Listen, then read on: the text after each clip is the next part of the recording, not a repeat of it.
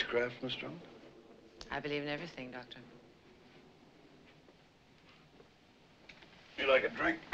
Yeah.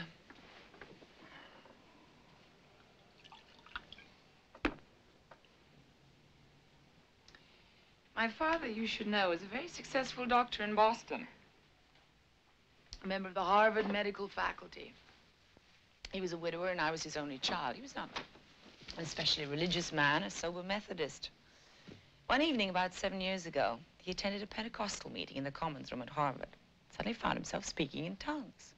Well, that is to say, he suddenly sank to his knees in the back of the room and began to talk fluently in a language which no one had ever heard before.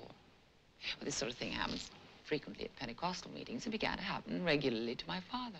It was not unusual to walk into our home and find my father sitting in his office, utterly serene, happily speaking to the air in this strange foreign tongue. I was at that time 20 years old, having my obligatory affair with a minority group, in my case a Hopi Indian, a postgraduate fellow at Harvard doing his doctorate in Aboriginal languages of the Southwest. One day, I brought the Indian boy home just as my father was sinking to his knees in the entrance foyer in one of his trances. The Indian wheeled in his tracks and he said, "Well, I'll be a son of a bitch." You see, my father was speaking an Apache dialect, an obscure dialect at that, spoken only by a ragged band of unreconstructed Indians who had rejected the reservation and gone to live in total isolation in the Sierra Madre Mountains of northern Mexico. Well, what do you say to that, Dr. Bock? What the hell am I supposed to say to that, Miss Drummond?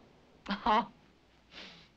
I mean, I'm sitting here boozing, and you come in and tell me some demented story about your father's religious conversion. No, you missed the point, Doctor. Not my father's conversion, mine. You see, I'd been hitting the acid pretty regularly at that time. I'd achieved a few minor sensory deformities, some suicidal despairs, but nothing as wild as fluency in an obscure Apache dialect. I mean, like, wow, man. He was living his flattest right before my eyes. Within a week, my father had closed his Beacon Hill practice and set out to start a mission in the Mexican mountains. I turned in my SDS card and my crash helmet, and I followed him. It was a disaster, at least for me. My father had received the revelation, not I. He stood gaunt on a mountain slope and preached the apocalypse to solemnly amused Indians. I masturbated a great deal. We lived in a grass wickiup, ate raw rabbit and crushed pinon nuts. It was hideous. Within 2 months, I was back in Boston, a hollow shell, disenchanted with everything and dizzy with dengue. I turned to austerity, combed my hair tight, entered nursing school. I became haggard, driven, had shamelessly incestuous dreams about my father. I took up with some of the senior staff at the hospital. One of them, a portly psychiatrist, explained I was generated by an unresolved lust for my father. I cracked up. One day they found me walking to work naked and screaming obscenities. There was talk of institutionalizing me, so I packed a bag and went back to join my father in the Sierra Madre Mountains. I've been there ever since. That's 3 years. My father is, of course, as mad as a hatter. I watch over him and have been curiously content. You see, Doctor, I believe in everything. What was that all about, Miss Drummond? I thought I was obvious as hell. I'm trying to tell you, I have a thing about middle-aged men. I admire your candor. You've been admiring a lot more than that.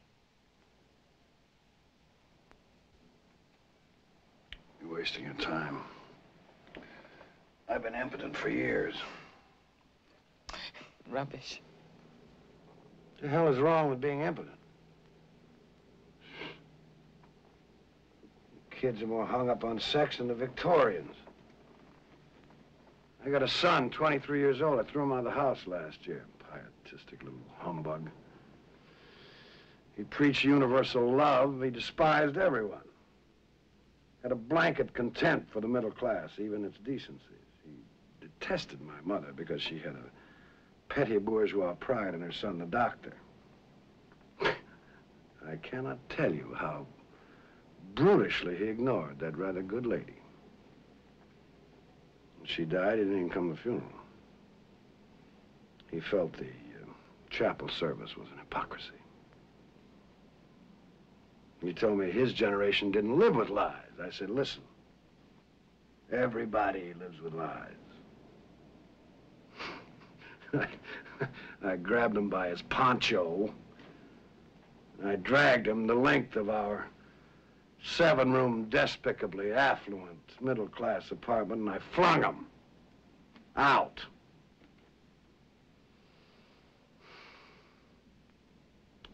I haven't seen him since. You know what he said to me?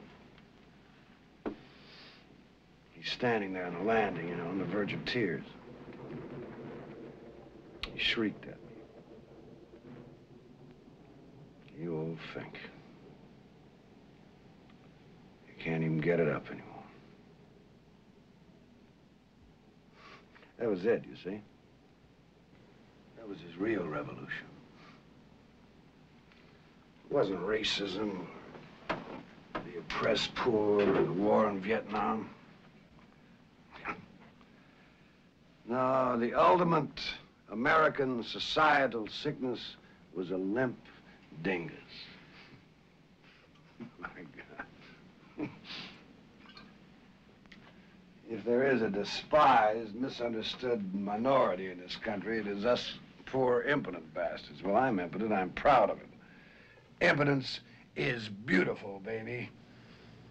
Power to the impotent. Right on, baby. Right on. You know, when I say impotent, I don't mean merely limp. Disagreeable as it may be for a woman, a man may lust for other things. Something a little less transient than an erection. A sense of permanent worth. That's what medicine was to me. My reason for being. You know, Miss Drummond, when I was 34, I presented a paper before the annual convention of the Society of Clinical Investigation that pioneered the whole goddamn field of immunology. A breakthrough. I'm in all the textbooks. I happen to be an eminent man, Miss Drummond. You know something else, Miss Drummond? I don't give a goddamn. When I say impotent, I mean I've lost even my desire to work. That's a hell of a lot more primal passion than sex. I've lost my reason for being, my purpose. The only thing I ever truly loved. Well, it is all rubbish, isn't it? I mean, transplants, antibodies. We manufacture genes. We can produce birth ectogenetically. We can practically clone people like carrots. And half the kids in this ghetto haven't even been inoculated for polio. We have established the most enormous medical entity ever conceived, and people are sicker than ever. We cure nothing! We heal nothing! The whole goddamn wretched world is strangulating in front of our eyes.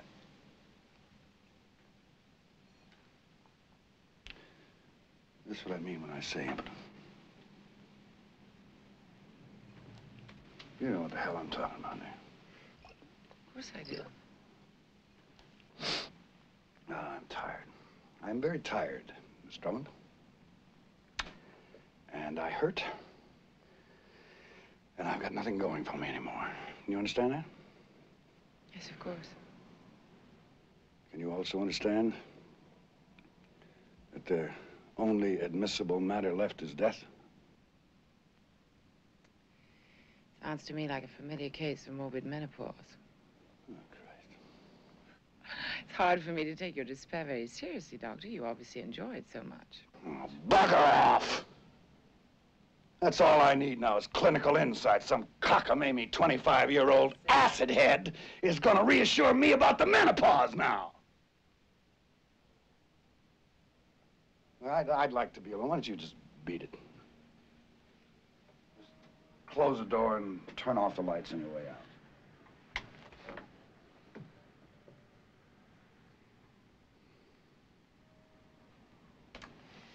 Mr. Blacktree disapproves of my miniskirt. It's the only thing I had to come to the city with. Back at the tribe, I wear ankle-length buckskin. Swell.